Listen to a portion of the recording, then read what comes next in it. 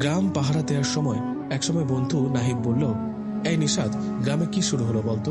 শুরুতে বাচ্চারা নিখোঁজ হতে শুরু করলো, এখন আমার বিয়ে করা নতুন বউ হারানোর জন্য তো ভয়ে আছি, কারণ জান্নাতও আমার বিয়ে করার কথা চলছে। কিছুদিনের মধ্যে যদি বিয়ে হয় তখন কি হবে? নাহিদের কথাটা শুনে ওকে বললাম, সত্যি কি তোদের বিয়ের কথা চলে? বাড়িতে কি বলেছিস জান্নাত? তুই ও একে অপরকে ভালোবাসিস? নাহিদ বলল, বলিনি, জেনে গেছে বলেই তো বিয়ের কথা চলছে, সবাই রাজি হয়ে গেছে। বন্ধু নাহিদ ও আমি পাহারা দিচ্ছি আর গল্প করছি, এইভাবে কেটে গেল রাতটা। সে রাতে আমরা দুজন ও বাকিরা কেউ কিছু দেখতে পাইনি, সে রাতে কিছু ঘটেওনি। এভাবে এক এক করে 7টা রাত পাহারা দিই। এই 7টাতে কিছুই ঘটেনি। কিছু না ঘটায় সবাই ভাবে আর মনে হয় সমস্যা হবে না, সবাই পাহারা দেওয়া বন্ধ করে দেয়। পাহারা দেওয়া বন্ধ করার 2 দিন পর ঠিক আবারও একটা বাচ্চা নিখোঁজ হয়ে যায়। এটা কি হলো?